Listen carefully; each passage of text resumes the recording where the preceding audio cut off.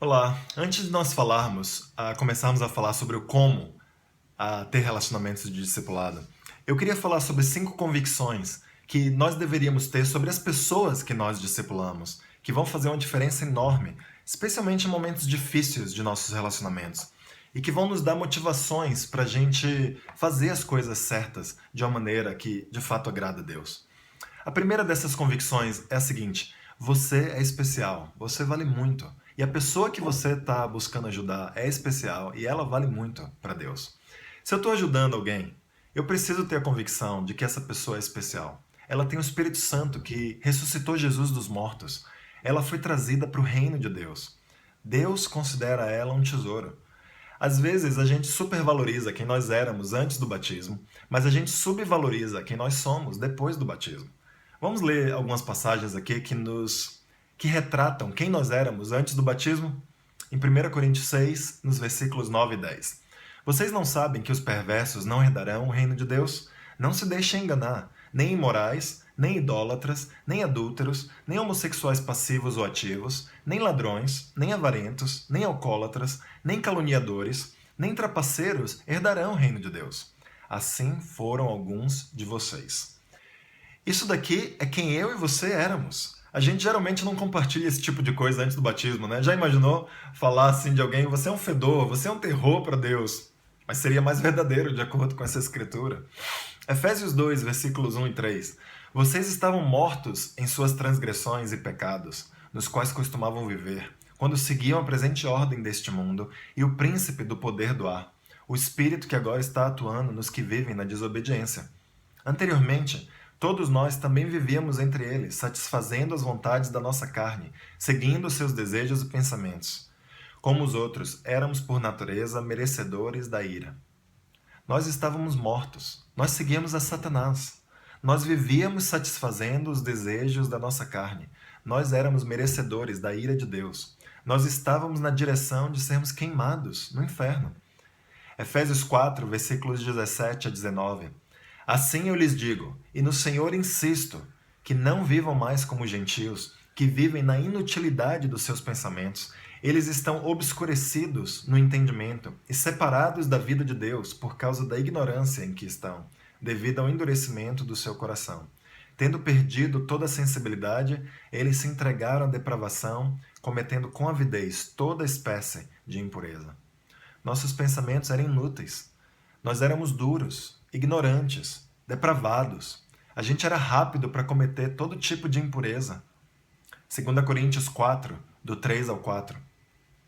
Mas se o nosso evangelho está encoberto, para os que estão perecendo é que está encoberto. O Deus desta era cegou o entendimento dos descrentes, para que não vejam a luz do evangelho da glória de Cristo, que é a imagem de Deus. Nós éramos cegos. Nós não víamos a luz do evangelho. Sabe, ajudar as pessoas a mudarem não tem nada a ver com melhorar quem as pessoas são. Ninguém pode melhorar sem a ajuda do Espírito Santo. Ninguém pode enxergar nada sobre a vida verdadeira sem a intervenção do Espírito Santo. Agora o que a gente vai fazer é o seguinte: a gente vai ler a continuação de todas essas escrituras. O que a Bíblia fala a nosso respeito depois da nossa conversão? 1 Coríntios 6, versículo 11. Mas vocês foram lavados, foram santificados, foram justificados no nome do Senhor Jesus Cristo e no Espírito de nosso Deus. Agora, nós somos limpos, nós somos santificados, ou seja, a gente foi separado para um propósito especial. Nós nos tornamos especiais. Tudo isso aconteceu pela ação do Espírito Santo. Efésios 2, do 4 ao 6. Todavia, Deus, que é rico em misericórdia, pelo grande amor com que nos amou, deu-nos vida com Cristo. Quando ainda estávamos mortos em transgressões, pela graça vocês são salvos. Deus nos ressuscitou com Cristo e com Ele nos fez assentar nos lugares celestiais em Cristo Jesus. Nós fomos assentados em lugares celestiais. Esse é o nosso estado hoje. Nós estávamos mortos no lixo, mas agora a gente está vivo e sentado num trono. Efésios 4, 22 ao 24. Quanto à antiga maneira de viver, vocês foram ensinados a despir-se do velho homem, que se corrompe por desejos enganosos, a serem renovados no modo de pensar e a revestir-se do novo homem, criado para ser semelhante a Deus, em justiça e em santidade, provenientes da verdade. Agora, nós fomos recriados para sermos iguais a Deus. Eu e você temos semelhança a Cristo. Nós fomos além de quem poderíamos ser por nós mesmos. Com a ajuda de Deus, nós vamos ser mais do que jamais seríamos capazes de ser. Nós não precisamos declarar que nós somos justos. Nós já somos justos. Nós precisamos crer que nós somos justificados. Já existe em nós o poder para nós vivermos de forma justa. Isso veio do Espírito Santo. Essas pessoas são as pessoas com quem nós temos relacionamentos de discipulado, irmãos. 2 Coríntios 4, dos 5 ao 6.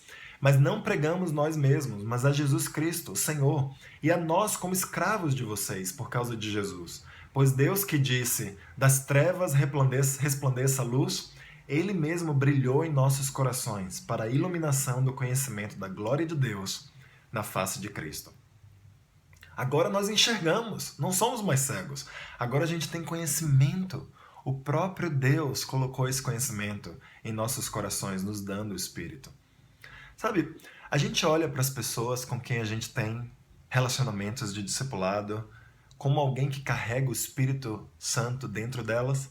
A gente vê o tesouro que existe dentro dos discípulos ou a gente só vê o exterior? Cada discípulo foi escolhido por Deus para integrar a sua igreja. E Deus não comete erros. Imagina a seleção de futebol dos seus sonhos. Os melhores craques de todos os tempos, em sua melhor forma, foram escolhidos para estar nessa seleção. Nenhum prestígio, ou fama, ou dinheiro faria você entrar nela. Só talento, só habilidade. Pois bem, pensa no que Deus fez por meio da igreja. Ele quer que o mundo inteiro conheça a Cristo. E Ele escolheu um time para fazer isso. O time que Ele escolheu foi a igreja, para ganhar o mundo. Ele acredita e é a chance do mundo de conhecer a Deus. É por meio da igreja. Você acha que Deus escolheu pessoas erradas? Você acha que Deus cometeu erros aqui? Não, não, não. Deus escolheu aquelas pessoas que conseguiriam fazer o trabalho. Deus escolheu cada pessoa que está dentro da igreja para que o trabalho, para que a missão de Cristo fosse realizada nesse mundo. Nós podemos olhar para o nosso grupo de discípulos e ficar decepcionados ou sem visão, mas nós somos o time escolhido de Deus. Cada parte é digna do sangue de Cristo na igreja. 2 Coríntios 2, versículo 16, diz que nós temos a mente de Cristo. Os discípulos têm a capacidade de discernir o que é que Jesus faria. Quando a gente pensa em como Jesus viveu a vida dele, as coisas ficam claras para nós. A gente não precisa ir para a faculdade para imaginar Jesus vivendo, à medida em que a gente estuda e lê a respeito dele nas Escrituras. Basta a gente se focalizar nos pensamentos dele, basta a gente pensar em Jesus. E como nós temos a mente de Cristo por meio do Espírito Santo, a gente consegue se conectar ao que Jesus pensava, a como Jesus vivia. Romanos 8, versículo 28. Nós sabemos que Deus age em todas as coisas para o bem daqueles que o amam, dos que foram chamados de acordo com o seu propósito. Mesmo quando coisas trágicas estão acontecendo na vida dos discípulos, Deus ainda está trabalhando neles. Os discípulos são incríveis, são únicos em suas experiências, em seus recursos, em seus talentos. Mesmo que um discípulo pisasse na bola 77 vezes por dia, ele ainda continuaria sendo incrível. Você já teve momentos em sua vida onde você achou que tudo estava indo mal, que eram terríveis, mas que depois se tornaram momentos incríveis na sua vida? Eu lembro, em 2003, tomando a decisão de deixar de trabalhar para a igreja e 2 anos depois me dando conta de que aquilo tinha sido um erro, ou pelo menos eu achava, e sofrendo muito, achando que eu não poderia mais voltar atrás. E Deus trabalhando na minha vida, porque por causa dessa decisão de deixar de trabalhar para a igreja, Ele me levou para Brasília e eu pude aprender coisas incríveis naqueles anos que eu passei lá em Brasília, que se tornaram algumas das coisas mais preciosas na minha vida hoje. Por que Deus faz isso? Por que Deus pega até nossos piores momentos e os transforma em coisas incríveis? A gente não sabe como Deus trabalha, a gente não sabe como Deus pensa, mas Deus faz isso porque nós somos incríveis, nós somos especiais aos olhos dele. Em Filipenses 1, versículo 6, a Bíblia fala: Eu estou convencido de que aquele que começou boa obra em vocês vai completá-la até o dia de Cristo Jesus. Sabe, Deus tem um plano para amadurecer as pessoas, irmãos. Ele não converteria as pessoas se ele não tivesse um plano para elas. Nós nos saímos melhor quando pessoas acreditam em nós. Quando pessoas acreditam que nós somos incríveis. E quando eu falo que nós somos incríveis, eu não quero dizer que inerentemente nós temos algo em nós que nos torna tão especiais assim quando comparado aos outros. Nós sabemos que não é assim. Nós somos incríveis porque o Espírito Santo habita em nós. E isso nos torna tão valiosos aos olhos de Deus.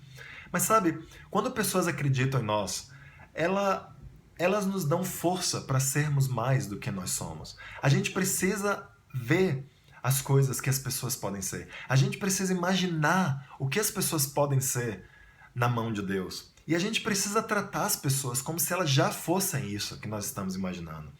E tudo isso, obviamente, exige muita fé da nossa parte. Tudo isso exige muita graça da nossa parte. Mas nós temos o que é necessário para fazer isso. Essa é a primeira coisa que nós precisamos lembrar em nossos relacionamentos de discipulado. Nós somos especiais para Deus.